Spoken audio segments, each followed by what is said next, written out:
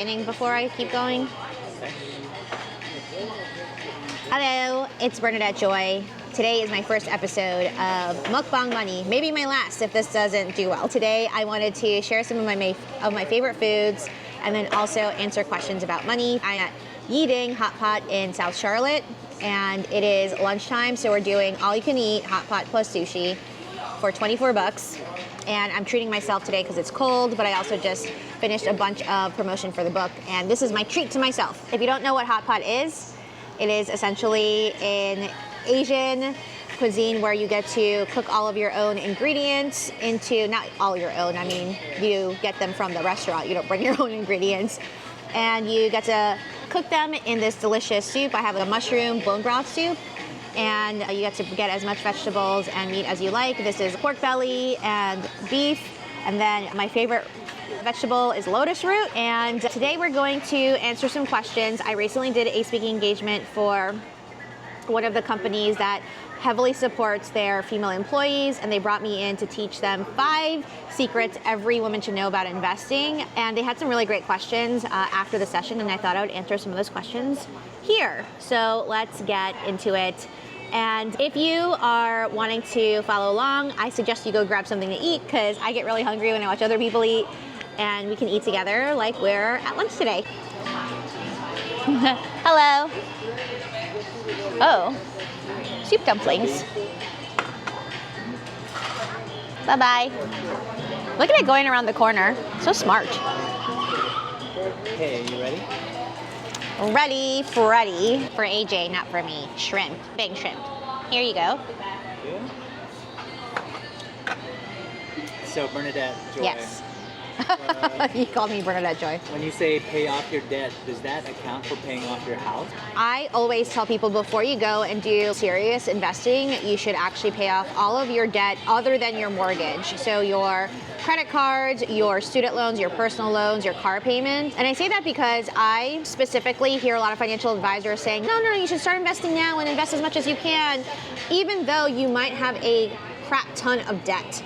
And what I found is that now coaching people in their 50s and 60s, that they may have some nest egg for their retirement savings, but they are crushed by debt.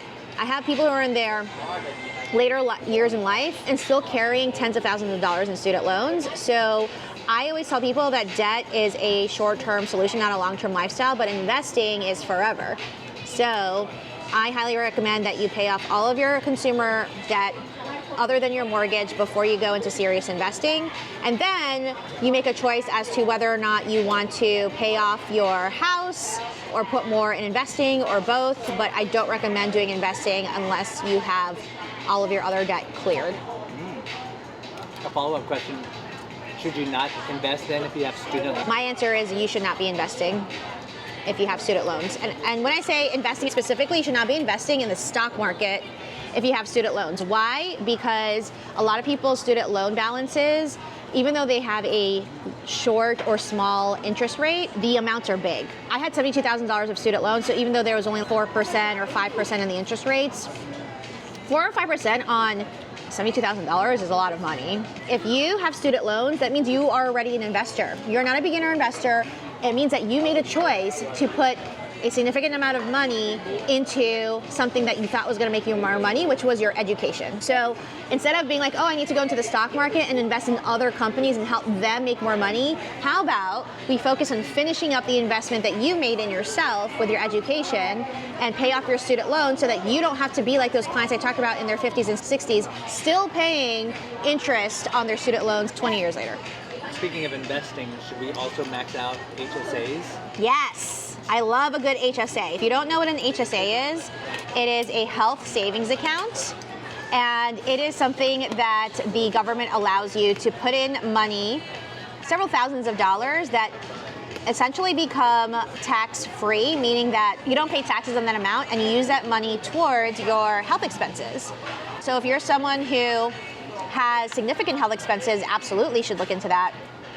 But if you are someone who doesn't even have significant health expenses, you can use your HSA for things like things related to your menstruation cycle. Or you could use it for Tylenol, you could use it for pretty much anything that is over the counter. Use it for dental?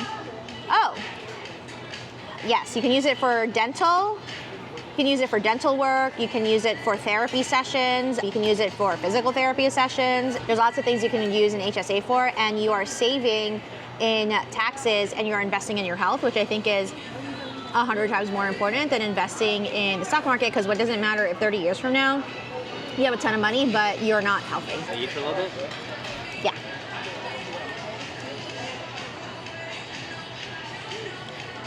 Oh, sushi. Our waiter is so friendly. It's dangerous. All you can eat. Say bye-bye. Oh, excuse me? Do you have soy sauce? Over there. Some people might think they make good money, like make good salary, but still living paycheck to paycheck. This person says, I don't feel like I have additional discretionary funds. We'll say to that person. He's just gonna go get sauce. He's eyeing that sushi, but he can't have it without soy sauce and wasabi. Hey sis, I feel you. When I started this financial journey, I was making decent money. I was making 100K, but I didn't feel like I had any extra money to spare. And I was that person living paycheck to paycheck and wondering why I couldn't get ahead. So this is my suggestion to you. I noticed the phrasing in your question where it said, I feel like I don't have enough money. That tells me that you don't actually know whether or not you have enough money. Feeling like you have enough money and knowing whether or not you have money are two different things. So that is a signal to me that chances are you don't actually have a regularly scheduled monthly budgeting routine. And then you'll know whether or not you actually have money or if it's just a feeling. And what I found from a lot of higher earners who make decent money is that they actually do have enough money, but they've allocated it to the wrong things. They haven't actually evaluated their priorities, and they're spending on things that isn't actually moving their life forward or making them happy. Some people will be like, I'm not giving up Amazon. I'm like, okay, then don't give up Amazon, but then don't come back and complain. You don't have enough money to retire or go on vacation or do other things that would actually give you peace in life. So my recommendation to any of you who are making good money but feel like you're living paycheck to paycheck is you need to schedule a regular monthly budgeting routine. I teach all of those things in my classes. So if you want to learn more, head to the links below. I have free guides. I have a DIY tutorial. And I teach monthly workshops. And of course, I have the book, Crush Your Money Goals, that will teach you step by step on how I budget. And then the second thing that I talk about in the book is what I call the cash flow cushion. And the cash flow cushion is, in order for you to get ahead, no matter what your salary, you have to have 1 month's worth of expenses sitting in your checking account where your bills get paid out of. And that way you're starting to be a month ahead instead of waiting for your next paychecks, and it will start feeling less like you are living paycheck to paycheck, and you will actually know that you're not living paycheck to paycheck, and you can focus on other financial goals like investing. So what tools are you using to see all of your accounts in one place? Finding my financial independence number took forever because I have savings, checkings, credit cards, all over the place. Great question. I use a tool called Monarch Money.